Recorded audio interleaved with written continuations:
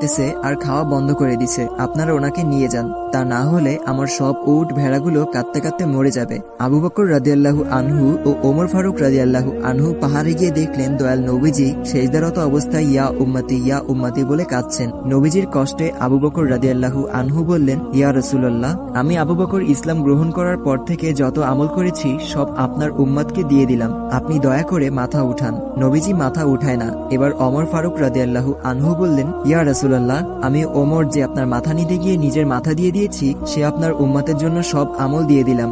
নবীজি মাথা উঠায় না। আবু বকর রাদিয়াল্লাহু আনহু বললেন, ওমর কাজ হবে না, রাসূলুল্লাহকে একমাত্র ফাতেমা শান্ত করতে পারবে। তারা দুইজনে মদিনার দিকে ছুটছেন। পথে হযরত আলী রাদিয়াল্লাহু আনহু এর সাথে দেখা। আবু বকর ও ওমর রাদিয়াল্লাহু আনহু বললেন, সামনে গিয়ে লাভ নেই, রাসূলুল্লাহকে শান্ত করতে ফাতিমাকে লাগবে। এবার তিনজনে ফাতিমার বাড়ির সামনে আসলেন। আলী রাদিয়াল্লাহু আনহু ফাতিমাকে ডাক দিলেন। ফাতিমা বাইরে এসে স্বামীর চেহারা